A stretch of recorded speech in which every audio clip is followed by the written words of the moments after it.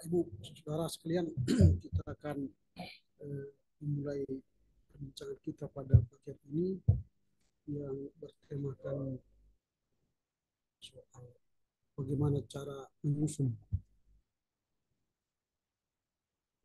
rencana pembelajaran studi atau studi plan design yang telah dikonsep oleh STT.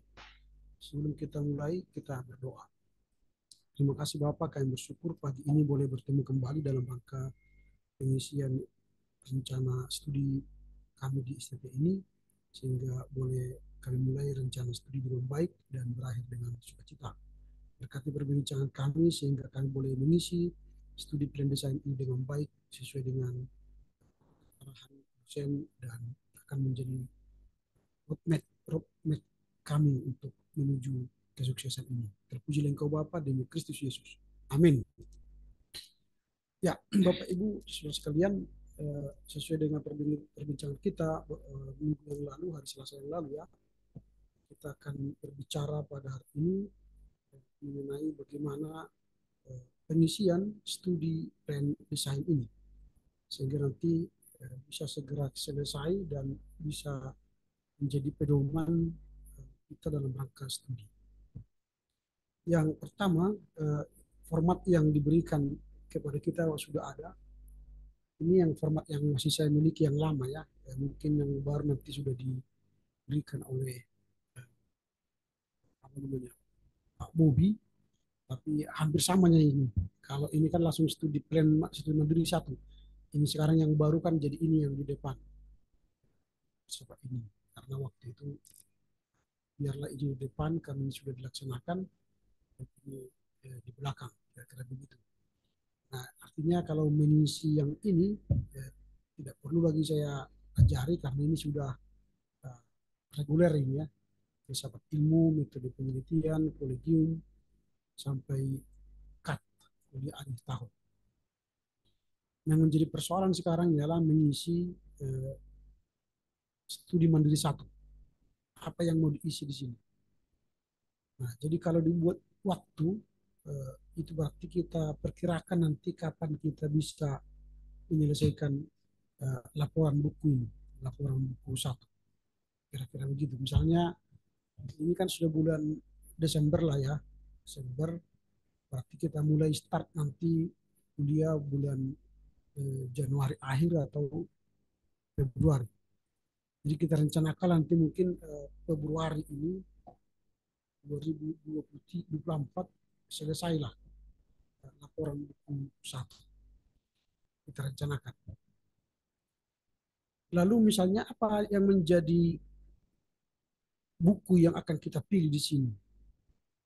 Tentu kan ini tidak mudah memilihnya karena buku itu berkaitan dengan makalah ini juga. Makalah. Karena buku itu nanti akan menjadi buku utama dalam membahas makalah. Nah, karenanya bagaimana supaya ini bisa tercapai, yang studi mandiri satu ini bisa tercapai, laporan buku ini, kembali ke yang besarnya. Apa itu? Tesis. Nah, apa yang menjadi tesis kita? Jadi muaranya semuanya adalah dari tesis ini. Makanya kemarin ini diusulkan di atas. Mungkin sama kalian sudah di atas itu. Supaya itu yang menjadi muara. Tapi yang saya tulis ini sebenarnya bukan soal muaranya, tapi pada akhir tujuan kita tesis. Makanya saya susun kemarin begitu apa strukturnya. Karena toh tujuan kita semua pada tesis. Nah, kalau misalnya tujuan kita, tesis kita sudah kita tetapkan sekarang, atau artinya sudah kita bayang-bayangkan sekarang, itu sudah mudah. Nah, makanya di proses penerimaan itu saya usulkan supaya sebelum masuk ke sini kita sudah punya research objektif untuk memudahkan kita mengisi ini. Kita kan datang ke sini sudah punya pemikiran saya akan menulis bla bla bla. Riset objektif kita itulah nanti yang menjadi panduan kami waktu menerima mengarahkan kalian ke bidang mana. Begitu. Tapi di sini kan belum ada research objektif, masih ujian yang manual ya, ujian PBPL, ujian ini dan sebagainya. Nah, nggak tahu saya nanti di panitia tahun depan sudah akan sampai kepada itu. Nah, dengan research objektif itu, kalian disuruh membuat paper waktu mau masuk ke sini. Membuat paper minimal misalnya 15 sampai 20 halaman atau 10 sampai 15 halaman. Dengan kajian-kajian yang sudah datang dari diri kita, topik itu. Nah, kalau itu sudah datang, itu sudah menjadi cikal bakal judul tesis. Sudah cikal bakal. Nanti ketika kami ujian, kalian ujian, misalnya mahasiswa baru ujian, kami hanya memastikan research objektif itu akan dikaji, didalami, dan menjadi tesis. Nah, itu biasanya. Kalau saya waktu studi di SN Jakarta dan UKDW seperti itu. Jadi di awal kita sudah punya makalah untuk kita kaji. Nah, tapi karena ini tidak ada, maka mungkin kesulitanlah kita sekarang mencari judul kita. Apa judul kita? Nah, karena itu mungkin yang pertama yang kita kaji atau kita renungkan ialah apa judul kita. Nah, sekarang kita kan sudah dibidangi, sudah diberi pembidangan. Kita masing-masing sudah diberi pembidangan. Nah, dan kemudian mungkin bayangan saya kita semua sudah punya eh, apa namanya pemikiran aku akan menulis ini. Ya, sudah ada bayangan. Nah, kalau sudah ada bayangan, tulislah itu di sini. Di sini. Sehingga nanti kita sudah mengarahkan uh, perbincangan kita ke judul ini. Contoh, ini hanya contoh saja ya. Nah, kita buatlah misalnya uh, judul kita, saya buatlah apa namanya dari segi aku ambil dari segi sejarah lalu ya karena saya bidang sejarah. Misalnya lahirnya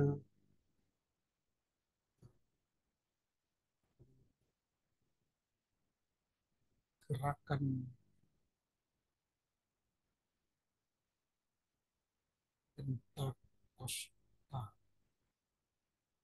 Pentakostalisme di Padang Sidimpuan. Ini judul saya, karena saya bilang sejarah. Misalnya. Nah dari sinilah nanti kita akan mendesain studi kita, arah kemananya uh, studi ini. Nah supaya memudahkan kita mencapai ini, maka saya akan berpikir apa yang harus saya bahas di studi mandiri saya, di sini, di laporan buku saya. Maka saya akan cari bukunya siapa itu, jujur terhadap pietisme misalnya, atau gerakan pentakostalisme di Indonesia. Karena ini karena di Sidimpuan kan belum ada. Tentu saya akan cari grand design yang lebih besar. Kalau tidak ada di Indonesia menuliskan gerakan pentakostalisme di Indonesia, maka saya cari ke luar yang berbahasa Inggris. The Pentecostalism misalnya movement misalnya itu saya cari. Nah itulah nanti di sini minimal saya akan babat habis buku itu menjadi sebuah kajian teori saya untuk menuntaskan nanti lahirnya Pentakostalisme di Padang Sidimpuan. Karena saya sudah cari ke nasional, tidak ada bukunya, cari ke atas, ke internasional. Ketemu bukunya, bahas gitu. Baru nanti di sini judulnya, buatlah lahirnya gerakan Pentakostalisme di dunia. Kalau kita dapat tadi di dunia. Di Indonesia, kalau kita dapat bukunya di Indonesia. Buku utamanya sudah ada. Nah, nanti itu akan bisa kita buat menjadi bab 2 di tesis kita. Kajian teori. Jadi sudah gampang kan? Kajian teori. Berdasarkan buku Profesor Dr. Robert apa nama Hak, gerakan Pentakostalisme di dunia lahir di Afrika atau di Amerika Latin. Dan sejalan dengan itu, Paul McWakari menulis buku dengan judul lahirnya Pentakostalisme di Indonesia gara-gara macam-macam. Baru tim mengarah lah ke sini. Itu sudah menjadi kajian teori. Sambil kita mengerjakan paper satu dan makalah satu, buku satu, kita sebenarnya sudah mengerjakan bab dua di tesis kita. Nah ini. Nah karena ini nanti di sini kalian buat pembimbing satu, ya sesuai dengan yang ditulis, dikirimkan ke kita. Misalnya dosen A, di sini dosen B. Tetapi di sini untuk menjadi pembaca di laporan buku satu, yang wajib itu ini, dosen A ini. Selalu tulis ini dosen A di sini.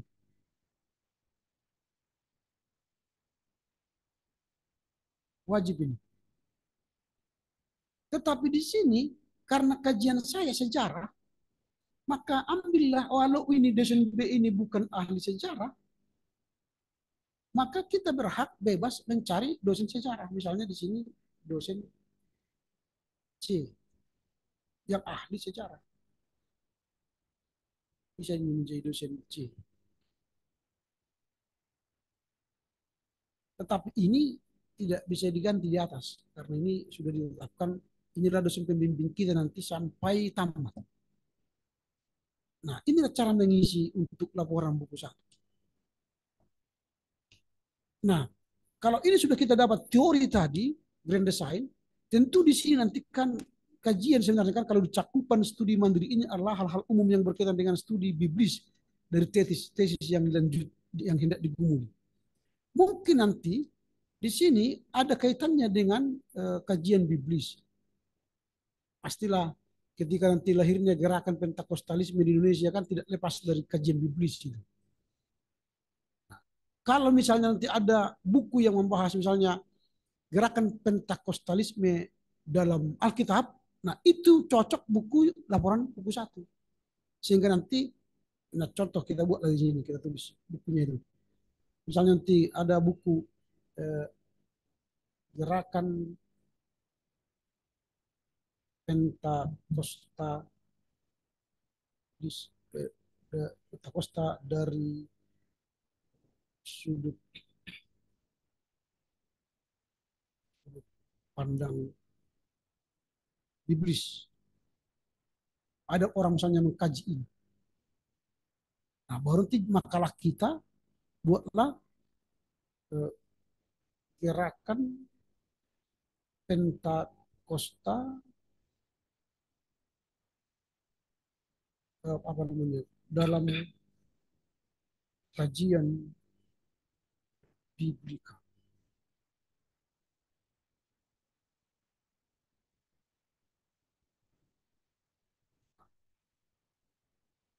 Ini sudah selesai kan? Ya, karena ada bukunya tadi. Misalnya ini karangan misalnya Dr. Apa namanya Robert Hack. Contoh ini contoh ya. Ini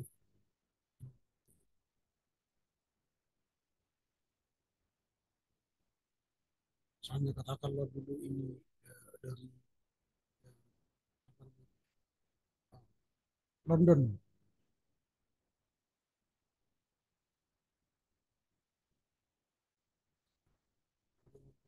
Ya, Mister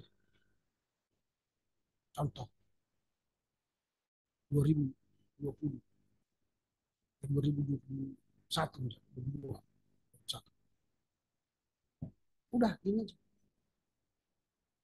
Baru ini gerakan Pentakosta dalam kajian biblika. Nanti ini akan menjadi kajian kita, buku utama untuk mengerjakan ini. Lalu kita perkirakan dia bulan Februari selesai. Dosennya si A wajib dan dosennya si C.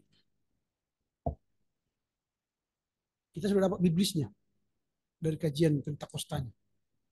Nah di sini laporan buku 2 di sini adalah misalnya katakanlah misalnya siapa namanya Rocky Gerung misalnya. Rocky Gerung kan, judul bukunya Gerakan Pentakosta di Indonesia. Ini Jakarta, GPK, Gunung 2000, 2000. Nah, kita satu kan, baru kita di sini buatlah judulnya sejarah sejarah Pentakosta di Indonesia.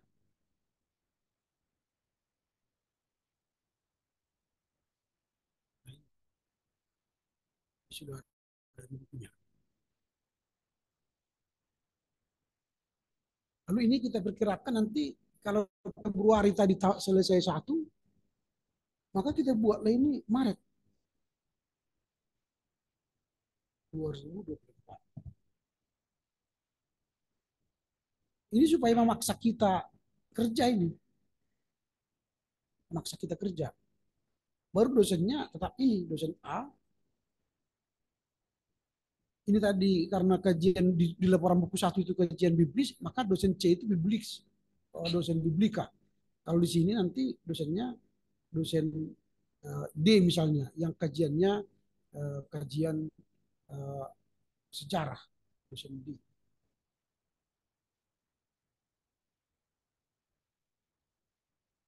Nah, sudah dapat dia kan? Kita sudah punya pemahaman secara biblis tentang gerakan Pentakosta. Kita sudah dapat gerakan Pentakosta lahir di Indonesia. Maka semakin ke bawah nanti ini coba nih kita lihat ya, cakupan studi mandiri 2 ini maksudnya hal-hal umum yang hangat dibicarakan dalam teologi yang berada dalam konteks kepelbagaian agama dan budaya Indonesia, Asia, dan global. Nah ini kan sudah kita bicara Pentakosta di Indonesia, itu kan sudah global. Apalagi nanti ada kita ambil satu ajaran Pentakosta itu yang fenomenal, yang ditulis orang, lalu nanti kita buat itu judulnya, itu kan sudah merupakan kajian yang teranyar. Baru misalnya laporan buku 3 adalah hal-hal yang berhubungan dengan perkembangan teologi.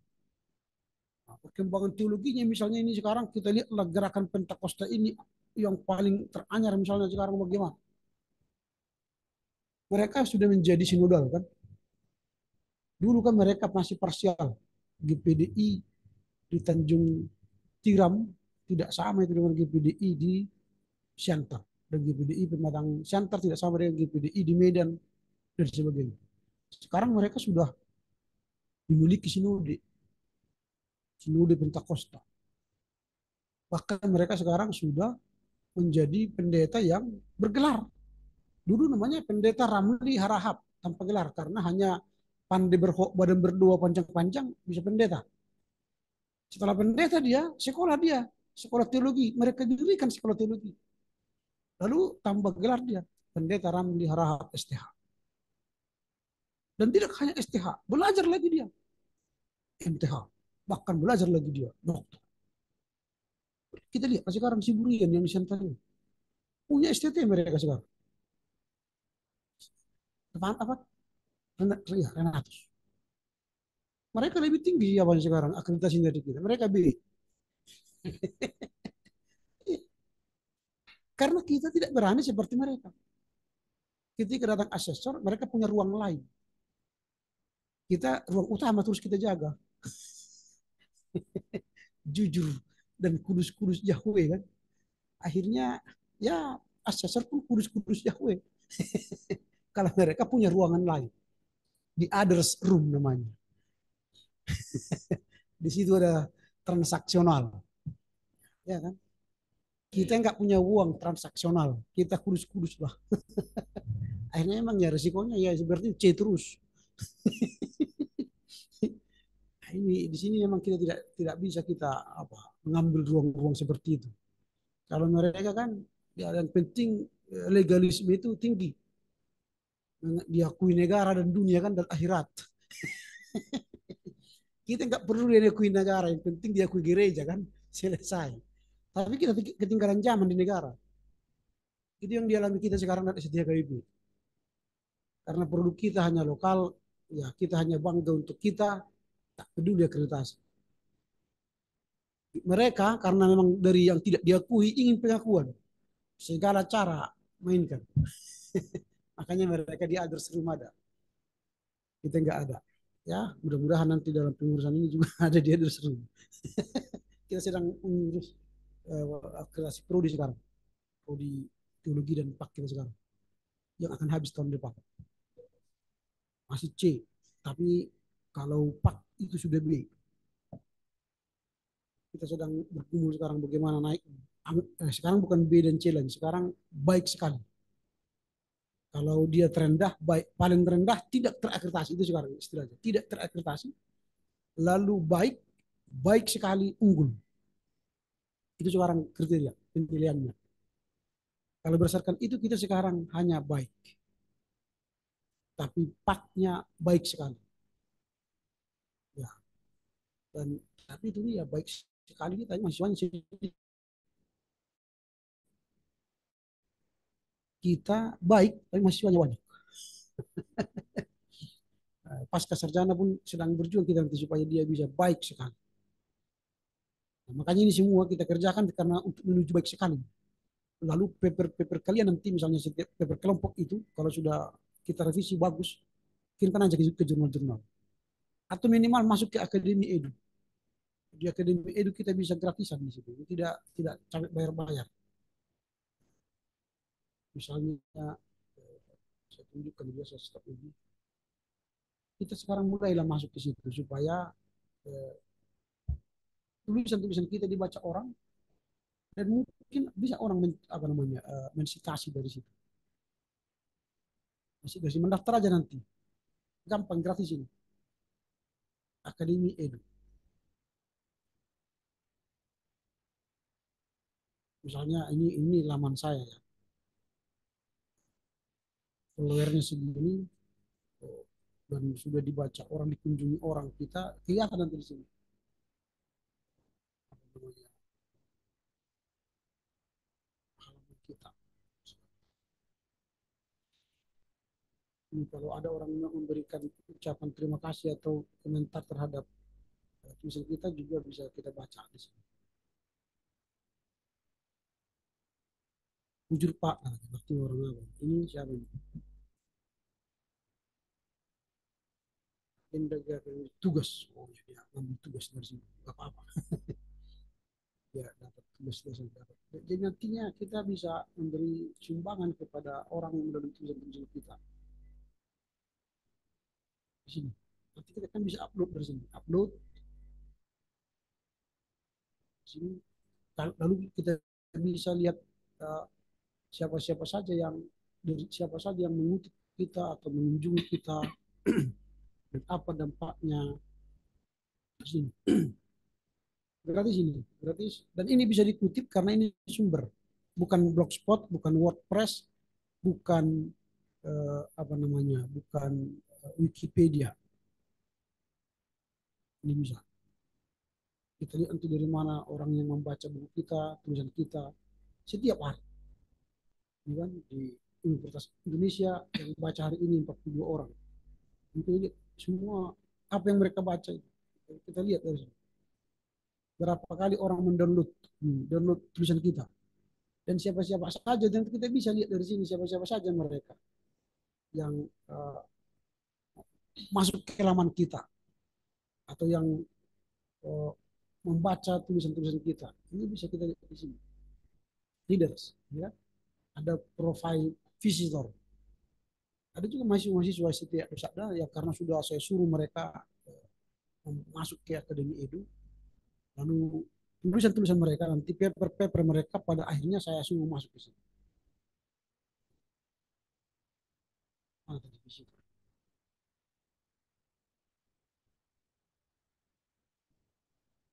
Profile visitor. Dan selain ini masih ada lagi. Ada nanti disebut dengan Publons, Kudos, ada WOS, ada OSF Fringe, ada Orchid, itu juga gratis. Di situ nanti kalau ditanya orang nanti apa Orchid juga. Orchid kita itu apa? Nomor Orchid, doi, gitu ya. Seperti ini. Kita lihat dia download mana. Dia lihat punya saya ini, dari Google, gitu kan? Kelihatan ini semua siapa-siapa saja. Orang psikolog. Dan tulisan kita, apa tulisan kita? Kita upload. Saya memang tulis di sini hanya khotbah-khotbah, artikel-artikel. Lalu kita bisa baca artikel-artikel orang, misalnya dari Christoph, ini dari Humboldt, University Berlin, GVT, Fakulti. Ini baru dikirim si James West buku ini, Suicide Companions. Banyak sih. Jadi kita boleh di sini. Apalagi kita sudah magister ya. Nanti bisa lagi tambah contoh ini. Nanti buka aja ini OSF atau apa namanya, Orchid ya.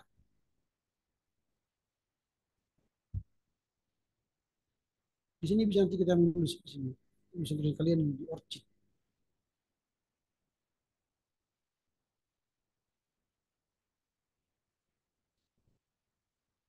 Ini namanya the Orchid, nomor Orchid kita ini. Saya nomor Orchid saya ini.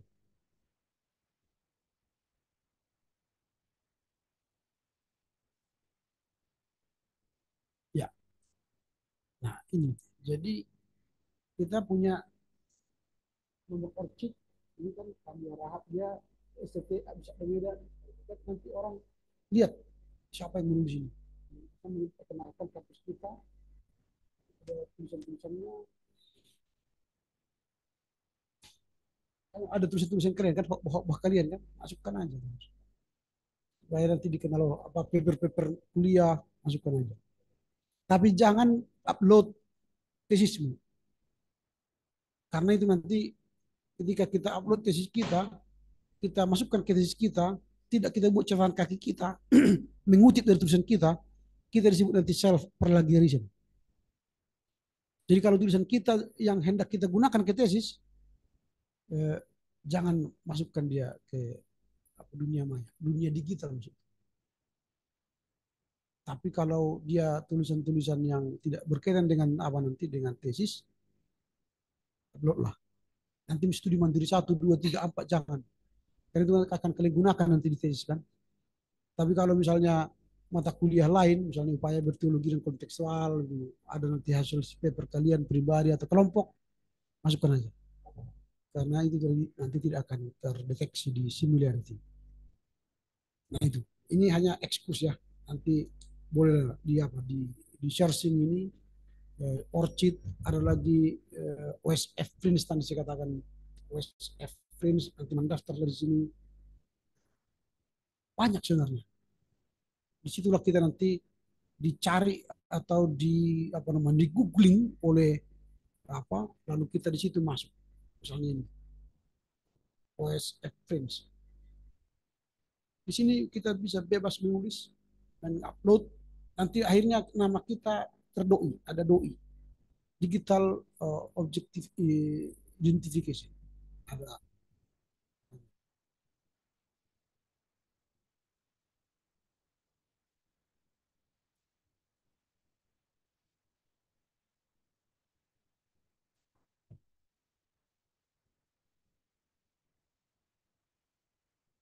ini.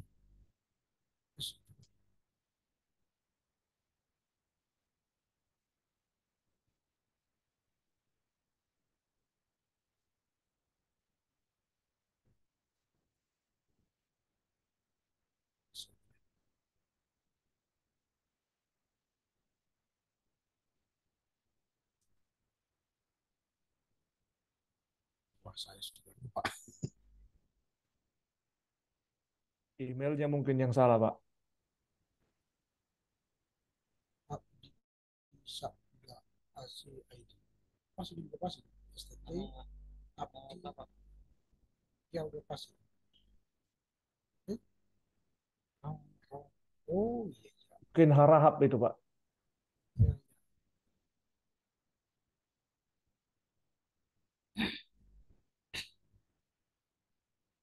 Hara, oh hara, hara. Ah,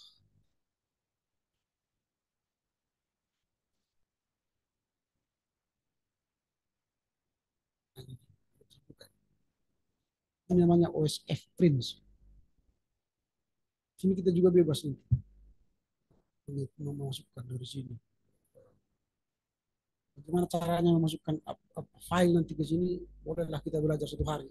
Masukkan data ke OS Print, ke Orchid, ke Akademi Edu nanti di sini. Submit. Ini punya saya, Ramli.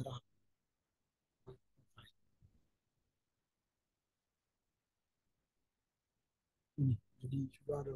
Nanti ini terdeteksinya kita semua ini di Orchid, Google Scholar, ResearchGate, Akademi Edu. Ini semua kita dicatat. Dia tidak apa namanya, data kita semua di mana-mana dibaca orang dan seluruh dunia bisa membaca. Sehingga nanti ketika orang lihat di STT Absal Medan, makin orang enak kan bilang STT Absal. Oke, di situ ya. Google Scholar juga sekali buka kan? Google Scholar. Nah, dibuka aja Google Scholar, nanti disitulah kita akan banyak juga memasukkan tulisan-tulisan kita yang terpublish, baik yang tercetak seperti ini. Di sinilah kekurangan kita sekarang. Tidak banyak mahasiswa mensitasi tulisan-tulisan dosen. Jadi harus banyak kita citasi, kita kutip tulisan dosen yang dari internet, bukan manual, bukan manual. Jadi nanti setelah itu uploadlah itu lagi ke dunia digital, maka dia akan dideteksi nanti berapa disitasi orang tulisan dosen. Dan inilah yang akan menaikkan akreditasi kita. Kalau tidak ada tulisan-tulisan dosen yang disitasi mahasiswa, maka kampus kita tidak akan naik jadi akreditasi baik sekali. Nah seperti ini. Jadi ya kami juga para dosen sekarang masih berjuang untuk mengisi ini semua. Belum semua dosen punya Google Scholar kan. Dan masih banyak sebenarnya kalau bicara itu nanti. Tapi jadi topik lain nanti. Topik lain nanti ya. Kembali ke laptop lah dulu kita. Nah sudah selesai misalnya tadi studi mandiri 1, 2, 3. Tadi ini makalah 3 ini bicara hal-hal yang berhubungan dengan perkembangan teologi. Nah misalnya karena ini tadi bicara pentakostalisme, misalnya apalah yang membuat Pentakosta ini semakin berkembang teologinya. Misalnya apalah ya yang dibahas oleh Pentakosta sekarang, gerakan mereka. Teologi teologi apa? Nah, kita buatlah misalnya buku penyembuhan ya, penyembuhan ilahi. Atau misalnya ini tulisannya siapa namanya? Kita buatlah Paulus Depari misalnya. Contoh aja ini penyembuhan penyembuhan ilahi dari buku misalnya uh, Immanuel ini ya. Nah, dari mereka biasanya kan dari sana kan Jakarta Immanuel satu. Lalu kita buat lama judul makalah kita misalnya oh, dampak penyembuhan ilahi bagi gereja Batak. Akhirnya orang Batak misalnya tidak lagi pergi ke dukun karena sudah ada penyembuhan ilahi kan dampaknya begitu. Atau banyak gereja-gereja Batak pergi pindah mutasi migrasi ke Pentakosta gara-gara penyembuhan ilahi ini. Orang gereja kita sekarang banyak beribadah di rumah penyembahan Bang Bang Yonan yang di Simalingkar. Karena di sana ada penyembuhan-penyembuhan ilahi. Di gereja kita tidak ada penyembuhan ilahi. Altar call pun nggak ada. Yang ada persembahan diperbanyak. 4 kali persembahan kan. Jadi beban. Jadi ke sana mereka didoakan, disentuh hatinya, perasaannya, didoakan kesembuhan, Pak altar call, kolektenya sekali. Wah lebih enak di sana. Lagu-lagunya, lagu update di sana kan. Lagu kita, lagu zaman Bahelak, tahun 1800-an. Karena lagu-lagu Joseph Nur, Joseph, lagu-lagu apa namanya Barat yang klasik, yang pada zamannya kita tidak hidup. Tapi lagu-lagu di sana, lagu-lagu zaman sekarang yang kita hidup dan mendengar merasakannya. Hidup ini adalah kesempatan, gitu kan? Kalau kita misalnya tatap hamion lagunya tetap hamion. Di sana sudah hidup ini adalah kesempatan. Nah, jadi berbeda apanya. Nah, di situ kita bahas itu. Sudah kita bahas tadi dari penyembuhan bukunya si Depari itu. Itu contoh. Lalu masuklah ke laporan buku 4, ini sudah bicara berhubungan dengan ketidakadilan gender, sosial, atau ekoteologi, dan sebagainya. Nah, kita carilah misalnya buku yang berkaitan dengan gerakan Pentakosta yang menyoroti ekoteologi. Misalnya tulisannya apa namanya Teger Nababan, Nababan, yang dia menulis buku tentang katakanlah ini eh, eko teologi dari perspektif Pentakosta, Pentakostalisme dari bukunya Pendimas misalnya Jakarta, kita buat lagi Manuel 2000. Nah, ini dia membahas ekoteologi dari perspektif Pentakostalisme. Lalu kita buat lagi makalah kita sejarah sejarah eko teologi teologi di Indonesia dan dampaknya bagi gereja Batak. Tadi ini juga kita buat lagi tadi di sini kalau tadi April, Maret, ini April 2024. Kita buat lagi tadi dosen A, tetap dosen A karena ini dosen yang wajib. Lalu di sini dosen yang berkaitan dengan apa namanya ini penyembuhan. Ini dosen-dosen pastoral misalnya kita buatlah ini dosen karena pastoral. Nah di sini tadi di bagian yang keempat ini tetap kita buatlah ini Mei 2024. Ini dosen A, lalu ini karena berkaitan dengan ekoteologi, dia sudah dosen praktika, maka ini dosen F. Dosen F kita buat.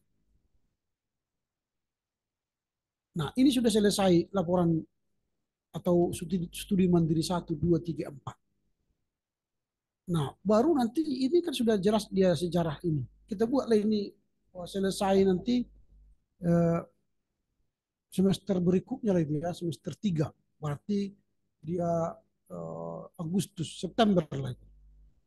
September, November, atau kita buatlah dia September selesai.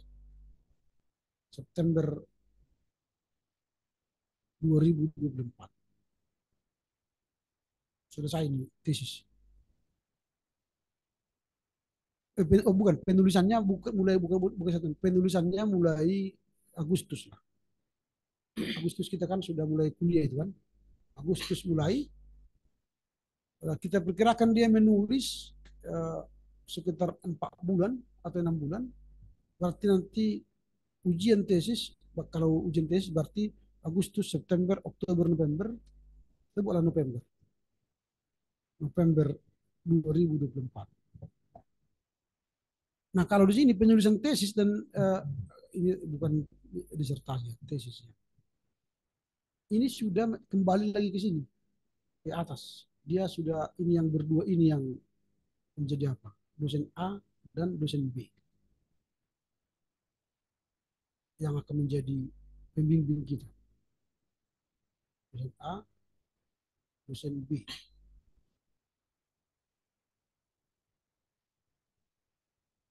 Dia kembali ke situ. Lalu untuk ujian tesis nanti ya itu kan diatur oleh sendiri. Ujianlah kita misalnya November, pasti diberilah waktu revisi, berarti Desember 2024.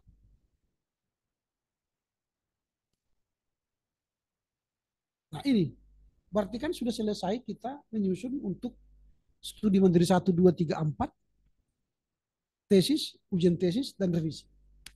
Nah ini tadi kan ini tinggal mengisi. Filsafat ilmu kan ini sudah mulai, sekarang mulai bulan eh, Agustus kemarin kan, Agustus 2023. Ini kan berarti sama semua kan. Ini, nah, ini kan belum kan, mungkin semester 2 kita buatlah misalnya semester 2 eh, Agustus 2024 ini karena itu situ nanti ada muncul ini misalnya pembekalan keahlian ini juga sekarang sudah dilakukan kan.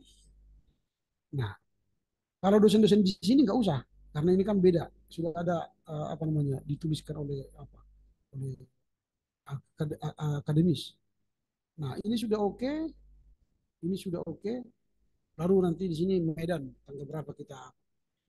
Nah baru kemudian disetujui ini nanti kalau sudah selesai kita masuk ke bawah. Nah di sini tugas kita lagi. Tadi di makalah 1 ini kan eh, ini makalah 1 gerakan tentang Costa dalam kajian biblika. Kita buat ini di sini di makalah. Gerakan Pentakosta dalam kajian biblika. Nah, baru kita daftar di sini buku-buku yang kita gunakan tadi. Pertama kita daftar lah yang ini kan, bukunya siapa tadi? Robert Hack. Ini.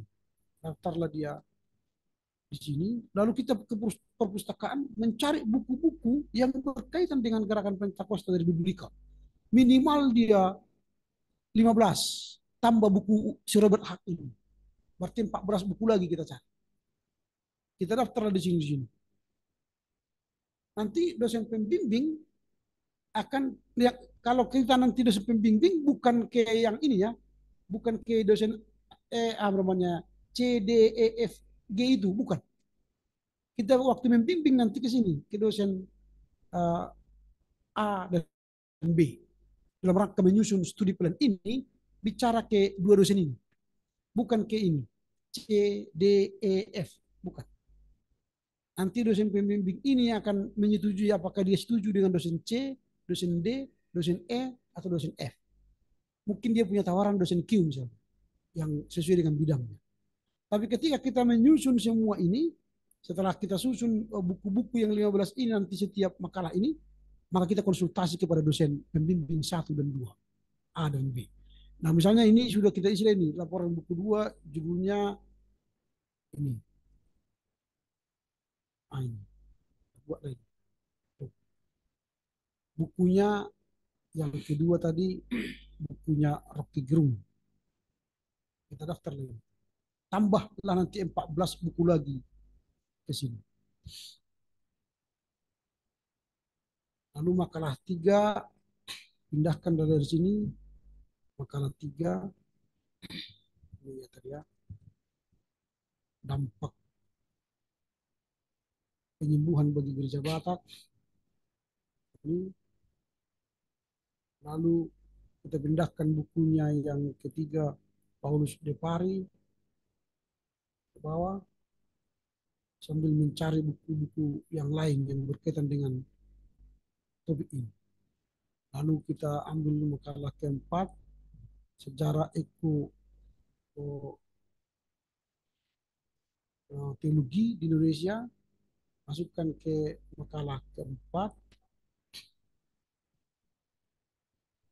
dan bukunya tadi juga kita pindahkan ke sini, bukunya si Tegar Nabobari.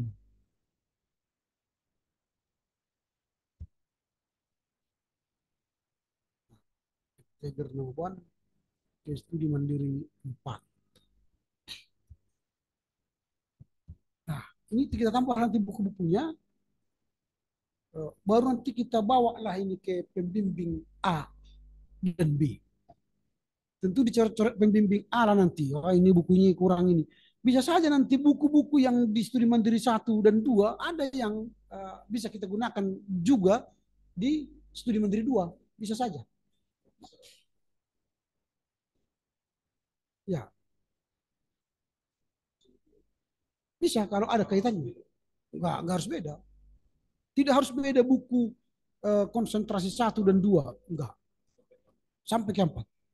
Kalau kita gunakan itu buku-buku itu semua di dalam studi mandiri 1, 2, 3, 4, gunakan aja. Karena mungkin kesulitan kita mencari banyak buku kan. Kalau 4 kali 15 kan 60 buku. Bisa saja, kan ini kan berkaitan. Misalnya gerakan Pentakosta dalam kajian Biblika. Gerakan Pentakosta di Indonesia. Pasti kan ada banyak buku-buku yang sama itu. Paulus Daun, Wakari, itu kan sama itu kan. Sehingga kita gunakan sampai studi mandiri 4. Paling nanti tambah baru yang ke studi mandiri itu kajian-kajian yang lebih spesifik, maka buku-buku baru tambah. Begitu. Bolehkah lebih dari studi mandiri 1 buku-bukunya, misalnya 15, 25, 30, bisa, nggak apa-apa. Tapi minimal dia 15 buku supaya bisa lolos disetujui dosen pembimbing A dan B tadi.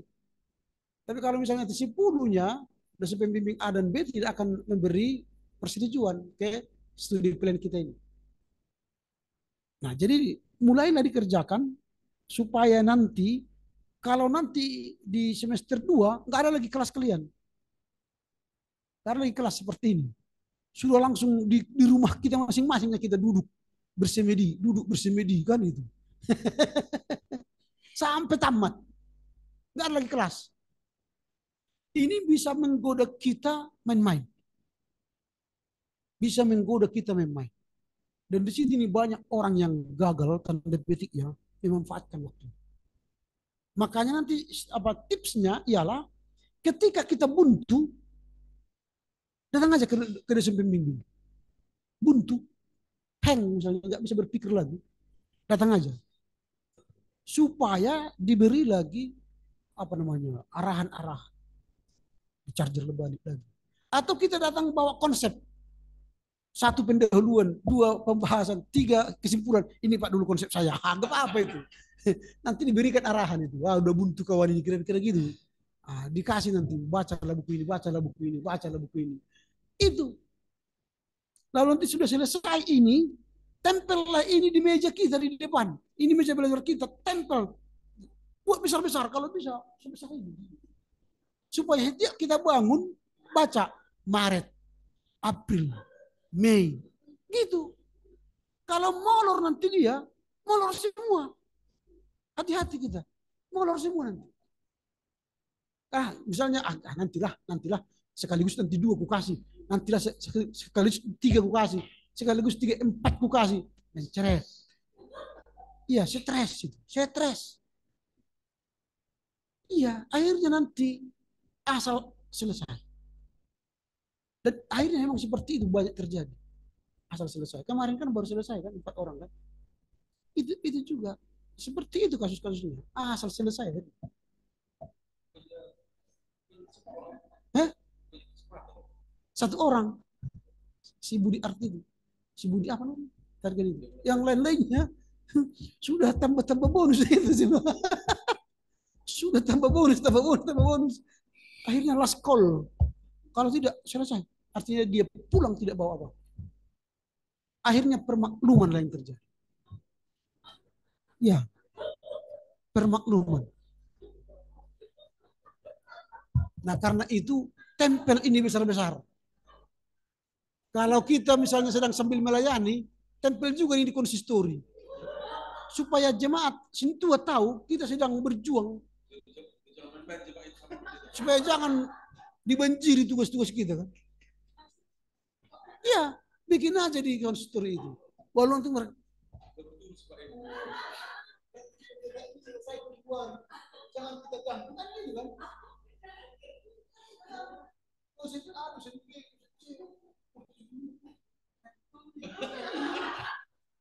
Karena dia punya buku, ya kan, sama pendeta. Ini juga, ini buku ya. Tapi tidak tahu itu beli buku ya.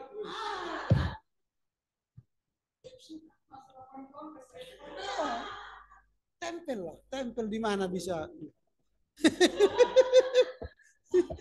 Dicatat itu Pak, buat sempurna Pak. Di perluasan. Iya. Kalau saya dulu tidak memegang jemaat, enggak ada di tempel di jemaat kan. Jadi tempel di depan apa? Di depan. Supaya kita ingat pengalaman. Karena banyak kita menghayal dan lama. Karena begini, nanti saya ingatkan juga di setiap apa kita, kantor kita adalah note kecil. Kalau handphonenya Galaxy Note nggak apa-apa, dia bisa tulis di sini. Tapi kalau dia tidak ada catatan. Misalnya yang begini, kita mimpin sermon, bagaimana Bapak Ibu, dia ngomong, ting, tesis saya itu, kira-kira gitu kan, langsung catat, catat. Karena di situ datang ilham. Nah pulang sermon nanti langsung buka laptop, tulis, tutup. Nanti dari mana pemikiran itu? Kan nggak tahu kita siapa yang berpikir seperti itu sama dengan kita kan? Nggak tahu kita. Baca buku. Wah ini sama dengan pikiranku. Langsung ambil lagi laptop. Bandingkan apa namanya tadi Robert Haack Pentakostalisme. Itu. Halamannya belum tahu apa-apa. Nanti aja dapat sendiri. Artinya ada progres terus. Kalau tidak nanti, kalau tiba-tiba kita baca buku banyak, hilang semua. Karena prinsip membaca ini, setiap kita baca buku baru, semua penting. Semua penting. Akhirnya nggak sampai menulis. Karena semua penting, iya bagus ini ya, bagus ya. Tapi nggak sampai menulis. Pokoknya penting tulis. Penting tulis. Paling nanti cut. Simpan ke apa? Buat nanti file baru. File baru. Makanya dalam menulis itu jangan buang. Langsung perbaharui dia apanya. Misalnya kalau misalnya seperti ini. Ya. Contoh.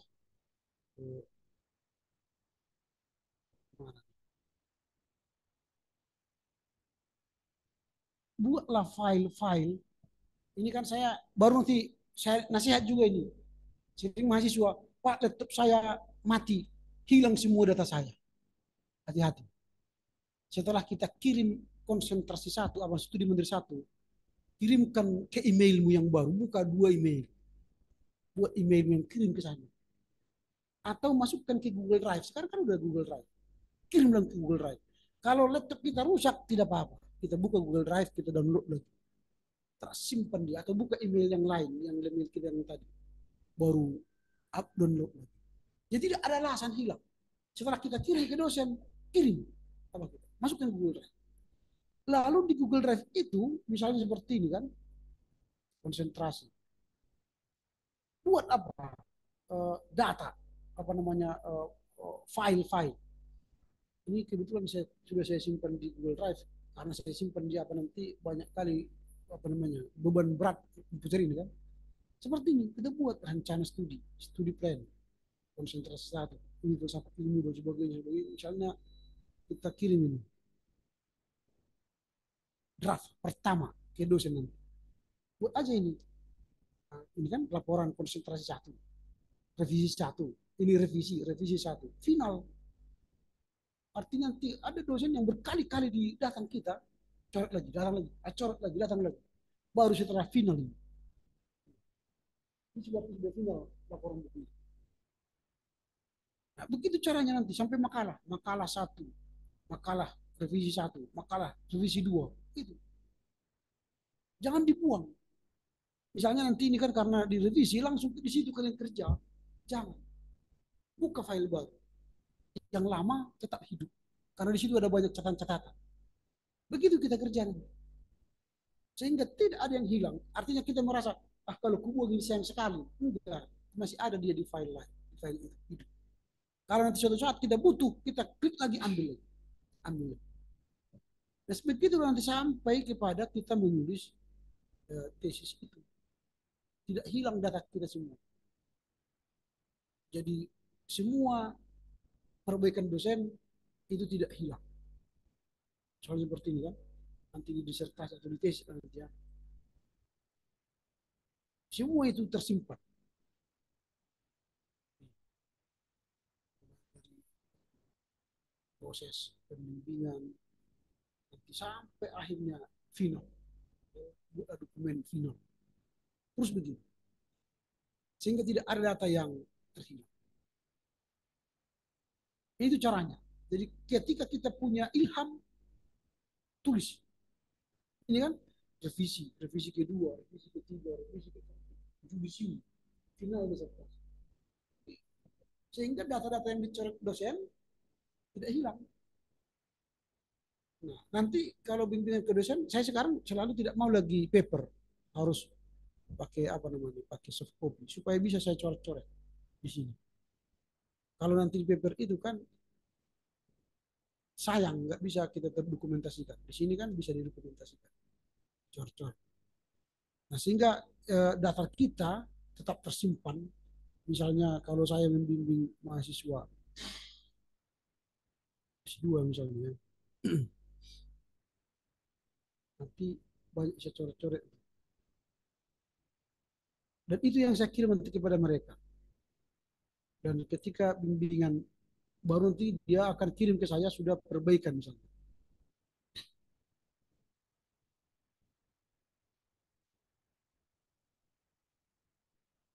Kalau ini sebentar, saya sedang bimbing. Ya, saya bimbing. Sudah ya, di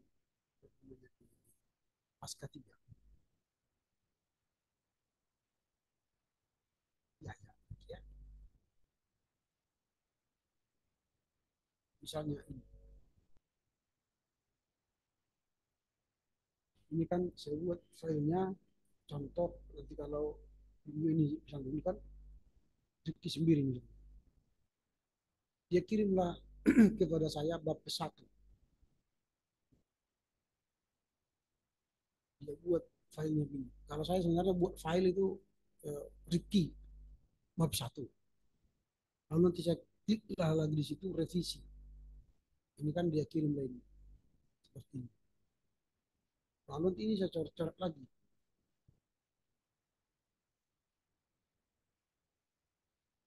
Oh ini asli itu.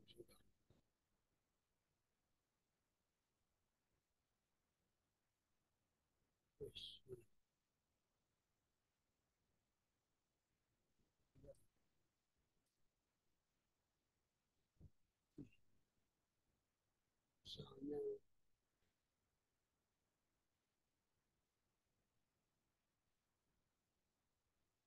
tapi memang dalam proses pembimbingan kita nggak bisa konsekuen dalam pembimbingan. Kadang tanggal kita bertemu tanggal sekian nggak datang. Lalu kita sudah coret-coret begini pun, ini, nanti perbaikannya juga muncul seperti ini juga.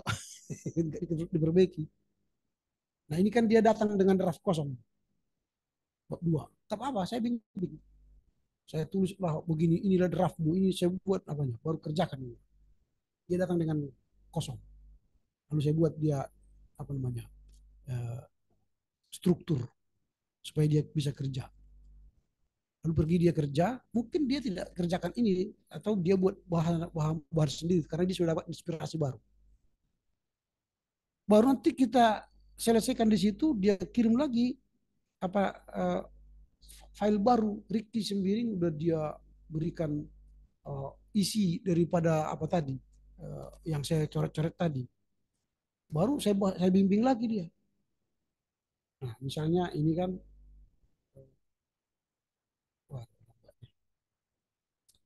nah ini dia sudah isi ini tadi kan, baru dia sudah isi. Saya coret lagi, ini sudah dia buat pengertian, Kalau saya coret-coret, nanti saya kirim lagi sama dia. Perbaikinya saya buat warna ini, ya kan? Semua kesalahan-kesalahannya saya berikan lagi sama dia, nanti baru kirim lagi ke saya. Final. Kalau sudah final, baru saya buatlah draft apa namanya file saya lagi yang baru ini perbaikan. Dia buat nanti ini perbaikan file seperti ini. Kan ada file perbaikan.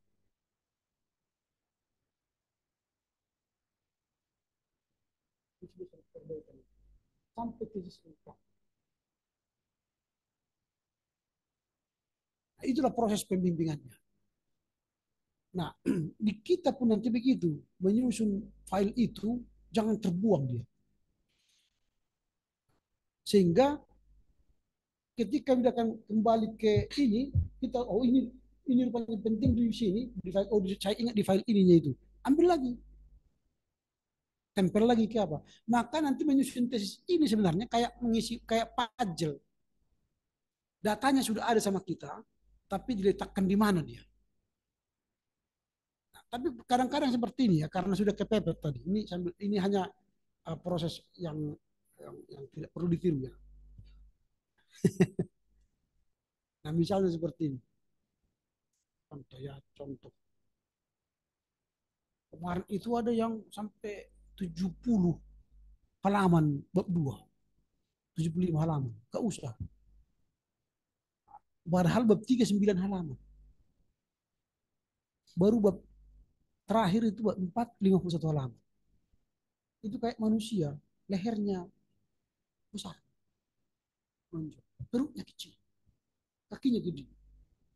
Struktur bangunan tesis jangan begitu. Harus kepala, leher, perut, kaki. Dia kan sampai kesimpulan kan harus sedikit. Kesimpulan sedikit.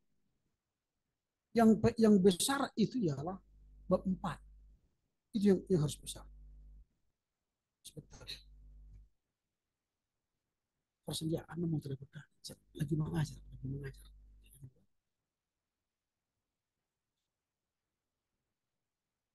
Nah, ini misalnya, saya berikan contoh ya.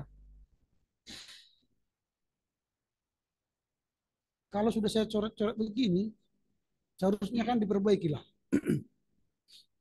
Bisa coret-coret ini kan. Tapi karena kepepet nanti semua komentar saya ini juga muncul masuk ke disertasi, ke tesis. Karena dia tidak coret, karena sudah kepepet.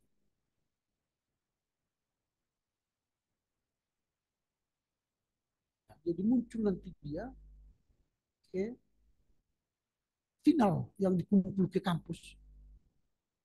Terbaca catatan saya itu.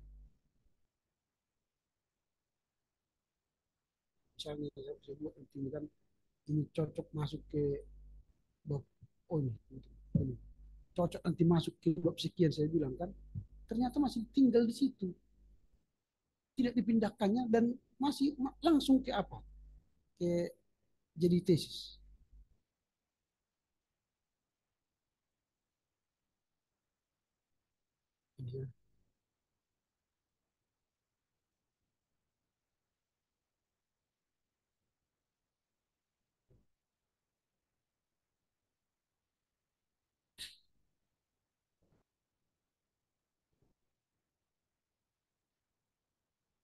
jalan-jalan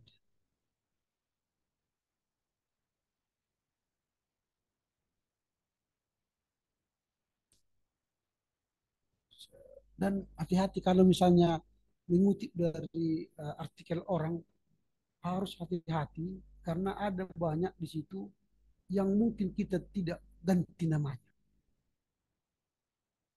Kemarin juga gitu. Dia meneliti misalnya di daerah Kabupaten A. Lalu dikatakan berdasarkan data dari Kabupaten Q muncul di situ. Dan berkali-kali. Mungkin dia ambil penelitian itu dari penelitian orang di Kabupaten Q. Lalu dia tempelkan ke Kabupaten A tadi. Akhirnya bermunculan. Seperti itu. Jadi hati-hati. Apalagi sudah masuk final. Kalau kita yang membaca itu sudah benar itu. Maka kalau sudah skrip tesis nanti baca, suruh baca orang lain. Karena mata mereka lebih tajam daripada mata kita. Ini ya.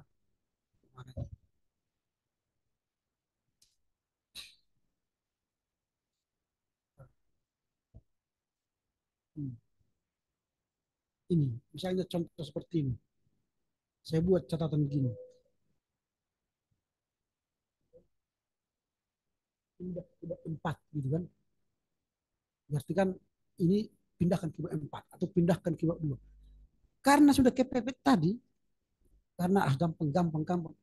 Dicetaklah tesisnya, ini keluar. Keluar ini. Dia lupa dia menghapus ini. Makanya nanti kalau disebut revisi, kalau saya kirim revisi misalnya, kalau bisa malam itu setelah bimbingan, kerjakan. Karena kalau sudah minggu depannya, lupanya kita yang kita bimbingan itu. Nah, sehingga ketika seperti ini misalnya bicara kita, pulang ke rumah, langsung kerjakan. Kalau sudah 1 minggu, 2 minggu, ingatan kita nggak normal lagi. Langsung lupa.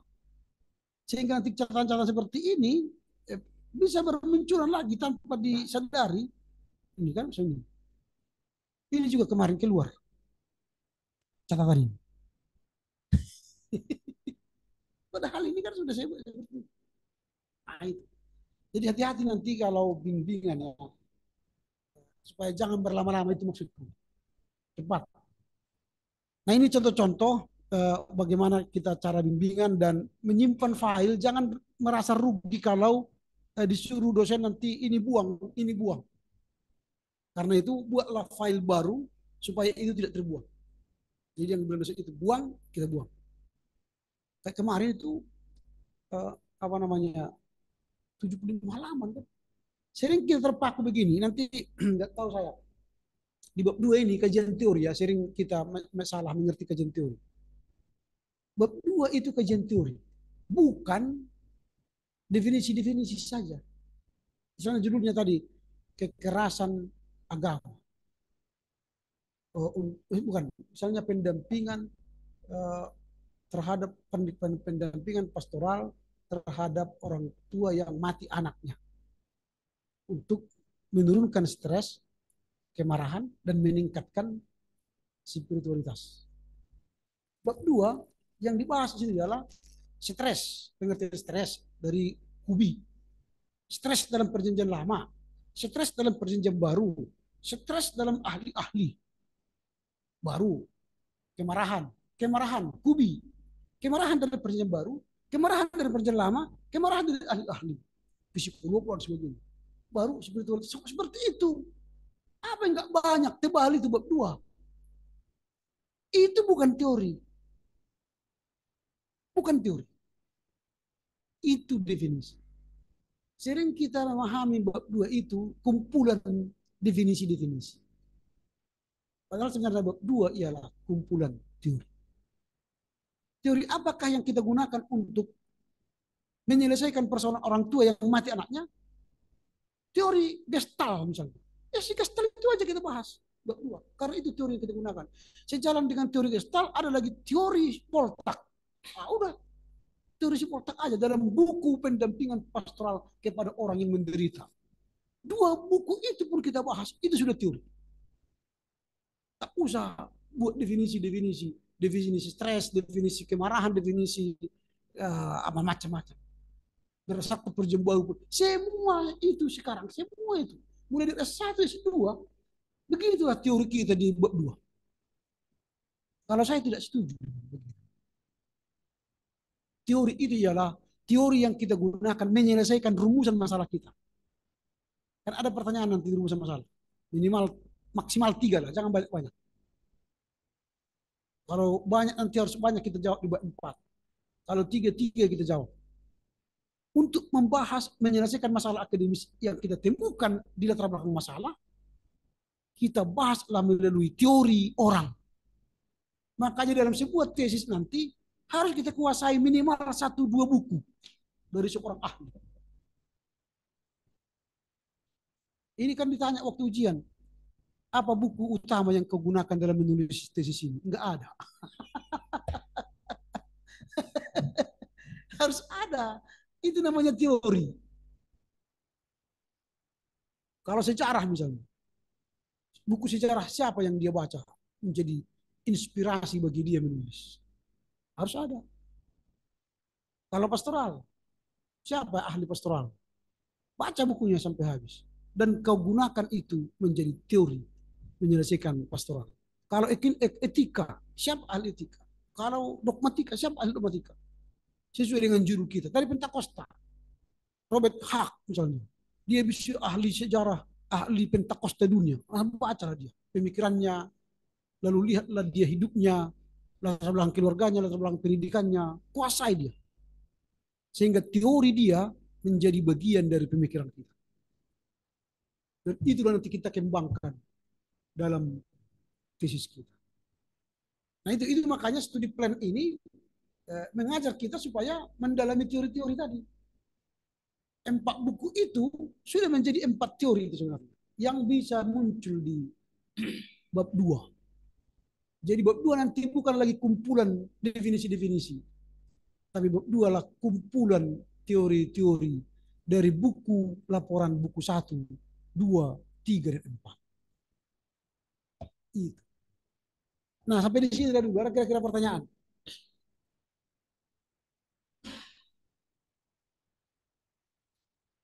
Nanti buatlah karena ini ya, karena di semester depan tidak ada lagi kelas. Hati-hati tadi ada penggoda banyak. Penggoda itu bisa dari keluarga, bisa dari pelayanan, bisa dari diri kita. Mengatasi penggoda itu, tempellah studi plan ini di depan meja belajar kita atau di ruang-ruang konsistori kita supaya orang juga terlibat dengan pemikiran kita, lalu mereka bisa menolong kita. Lalu jangan pernah meninggalkan meja belajar kita setiap hari. Kita anggaplah kita kerja. Setiap hari harus duduk di meja belajar. Minimal membaca-baca sampai di mana. Studi Mandiri 1, Februari. Tanggal sekarang, tanggal berapa sekarang? Itu. Tanggal berapa? Berapa hari lagi? Berarti ini 1 hari. Berarti ini sudah habis ini. Sudah habis bab 1, bab 2. Sudah harus selesai. Itu terus. Kalau membaca buku. Nah, membaca buku ini memang harus ada baca kilat namanya, baca kilat, baca cepat. Kalau terlihat mungkin nggak tahan, tapi kalau tahan nggak apa-apa, lebih bagus. Bagaimana cara membaca buku dengan cepat? Kalau saya, pertama bacalah di belakang buku itu. Itu ada sedikit pendapat orang itu, atau resume buku itu, paling mungkin 1 paragraf itu. Kita ulang-ulang baca itu dulu. Apa maksudnya ini? Oh berarti buku ini. Habis itu masuk ke pendahuluan. Pendahuluan buku itu ada nanti dijelaskan itu kalau misalnya redaksi yang memberikan di situ sudah ada itu.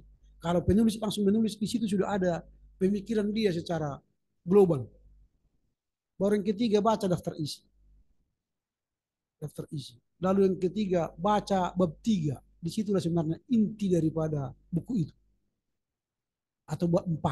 3, 4 itulah apanya. Kalau bab 2 biasanya itu teori. Bab 3, 4 disitulah sebenarnya kajian dia lebih mendalam.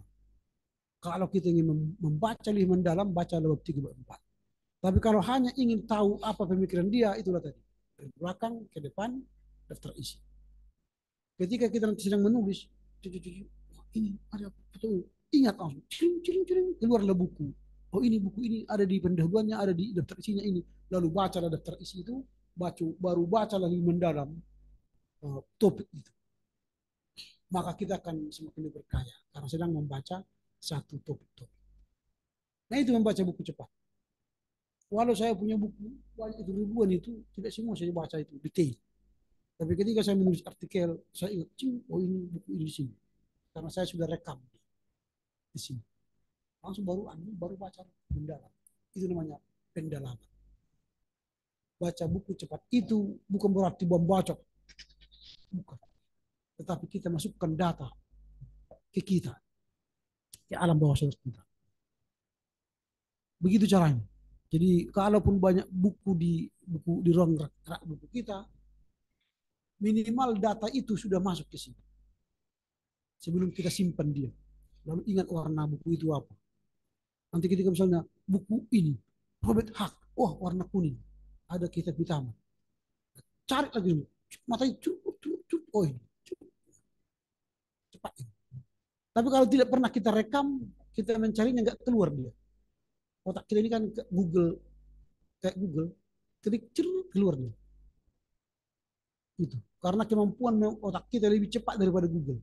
Karena otak kita ini 1 PB, petabyte, setara dengan 1000 terabyte dan 1 juta gigabyte. Itulah kemampuan otak kita. 1 juta gigabyte. Jadi komputer ini hanya 215 atau laptop kita hanya 512 atau ada external hard disk 2 tera sekarang. Otak kita 1 juta gigabyte. Lebih kencang. Tapi sering dia lelet tadi gara-gara tidak tersambung. Lelet dia tidak tersambung. Bagaimana cara menyambung otak setiap hari? Membaca. Harus banyak membaca. Supaya jangan lupa. Sedangkan banyak membaca pun banyak. Tapi itu bukan berarti lupa. Yang membaca banyak itu bukan berarti lupa. Ketika kita panggil dia, dia keluar. Misalnya gini, keluar. Makanya saya ajarkan sama mahasiswa sekarang, kan mau ujian UAS ini. Jangan membaca ketika mau ujian. Tidak masuk. Membacalah sekarang. Menghafallah sekarang. Karena disitulah roh bekerja, menolong kita. Kalau sudah mau ujian, tidur aja lah. Jam 8 malam tidur aja. Supaya apa? Otak kita fresh, segar. Nah ketika datang ujian, tinggal menembakkan rubel-rubel itu, pelurunya. Maka saya melihat mahasiswa, ketika saya bagi soal, saya sudah dapat nilai mereka. Ketika wajahnya gini, berarti zero. Tidak ada di sini. Dikasih 10 jam pun nggak akan bisa menyelesaikan itu. Dikasih 10 jam. Dipras-prasnya pun otaknya gini. Nggak bisa. Paling yang bisa dikerjakannya. Nah itu. Dia hanya kode-kode kawannya. Minta bantuan, help kan, call a friend kan itu kan. Minta jasa orang. Tapi orang yang sudah mengisi data ke pikirannya, ke otaknya, ketika soal dibuat dia pegang, pasti dia senyum. Gampang. Tinggal jari-jarinya bekerja. Ini dikasih 4 soal, sebenarnya 10 menit selesai. Tapi dikasih 2 jam pun nggak selesai. Kumpul kosong.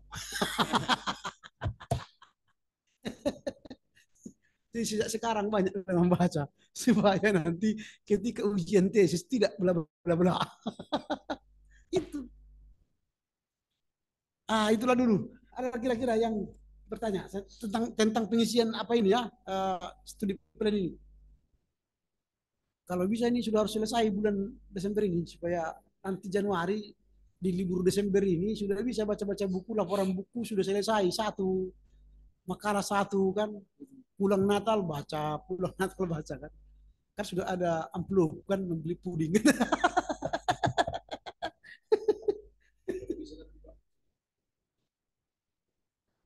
Oke, saya kirim.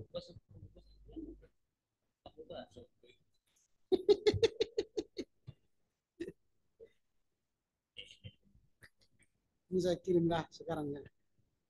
Nanti kalau lah kadang-kadang kirim ya Pak, ya Pak. Tapi tidak dikirim lupa.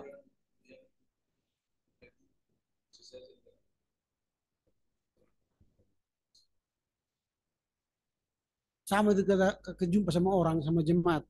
Memang pendeta, Pak Pendeta, nanti doakan ya. Ya, sampai di rumah enggak kita doakan. Kalau saya kalau doakan ya, saya berhenti sejenak, saya doakan. Daripada lupa. Berhenti aja sejenak. Tuhan berkatilah ibu ini, bapak ini. Dia minta doa kepada saya. Itu amin kan 1 menit itu. Daripada pulang ke rumah 2 malam pun nggak pernah kita ingat lagi itu. Karena yang kita ingat keluarga kita terlalu kan. Berkatilah anakmu, anakku, tulangku, pungku itu aja. bukan yang minta doa tadi. Nah, ini sekarang harus saya kirimkan supaya jangan saya lupa. Studi plan ya, studi plan.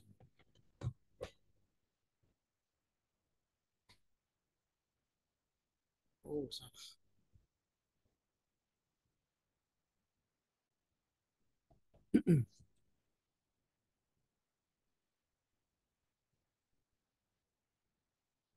Kalau tidak ada buku-buku di perpustakaan kita, bisa dicari di perpustakaan lain, STT lain. Misalnya pergi ke STT Paulus, STT Sumatera Utara, STT apa lagi, Metodis, STT, banyak lah. Supaya apa nanti ketika kita apa, dari mana Pak STT bisa Medan? Cari apa? Cari buku. Program apa? Pasca sarjana. Kan keren kan? Orang kan senang. Atau ke STT Sudirman, Pak Agus Salam Hareo. Atau kita belanja di Tokopedia, atau belanja di Amazon. Amazon pun mereka gini, tapi belanjanya dolar. Atau ke toko buku di Medan ini kan ada BPK, Nurul Mulia, sampingnya ada Karsa Murni, ada di Carrefour, ada Logos, ada Kairos, di mana lagi? Ada banyak toko-toko buku yang bisa kita kunjungi. Atau pergi ke SD HKBP atau SD Jakarta. Kalau saya dulu pergi ke SD Jakarta, ke SD HKBP, ke sini juga saya dulu. Saya cari semua. Ke SD Paulus juga dulu saya pergi untuk mencari. Minimal ya berkenalan dengan mereka, masuk ke ruang-ruang perpustakaan mereka kan, itu enak. Baru gereja-gereja, kalau yang berkaitan dengan sejarah ya. Tapi kalau misalnya etika-etikanya di buku perpustakaan kan banyak itu. Tapi hindarilah buku-buku yang sudah kadaluarsa itu. Kalau bisa 10 tahun belakangan inilah. Kecuali yang berbau kamus ya, kamus mungkin tidak ada yang membaharui kan. Britannica, Oxford misalnya tidak ada yang membaharui. Tapi kalau buku uh, yang apa, apalagi jurnal-jurnal, banyak jurnal-jurnal, searching aja. Nanti buat file, bahan jurnal, bahan e-book, bahan ini, dia apa, dikumpul-kumpul satu-satu. Wah ini sinyal tidak apa ya, tidak jalan. Nantilah di ruangan saya kirim ya, karena ini tidak bisa dia jalan. Ya. Oke lah, dengan demikian berakhirlah pertemuan kita. Jika ada lagi pertemuan lain nanti soal bicara bagaimana mengirimkan apa namanya data-data, apa file-file paper kita di Kudons, di Publons atau di OSF atau di Akademi Edu, kita bisa bincang-bincang ya. Atau bagaimana menyusun apa kita apa namanya bagan-bagan dari paper-paper kita. Itu bisa. Sambil kita minum kopi atau duduk di sini tidak apa-apa. Datang ke rumah pun gak apa-apa. Oke, demikianlah. Silakanlah ditutup dengan doa.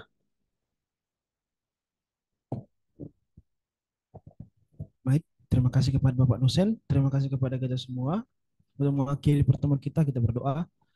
Allah Bapa kami yang kami kenal dalam Yesus Kristus, kami bersyukur buat pagi hari ini. Kami boleh berbincang-bincang, diarahkan, diajari, dibimbing oleh Bapak dosen kami. Puji Tuhan, kami semakin terbekali terkait dengan pengisian studi plan. Terima kasih Tuhan buat kesempatan ini. Kami mohonkan supaya kiranya Engkau yang melindungi kami senantiasa, dan juga secara khusus kepada Bapak dosen yang kemanapun nanti akan melangkah mengajar, kiranya Tuhan yang menyertainya selalu. Demikian juga Tuhan kepada kami, beri kami Tuhan kemampuan, kebijaksanaan, supaya kami boleh juga mengisi studi plan ini, dan juga dalam setiap proses perkuliahan kami boleh menjalaninya dengan penuh semangat dan sukacita yang daripada Engkau. Tuhan, inilah doa kami berdoa dan bermohon dalam nama Yesus Kristus. Amin. Amin. Oke, selamat siang ya. Selamat berjuang. Selamat siang, Pak. Makasih ya, Pak. Saya tutup apa ya?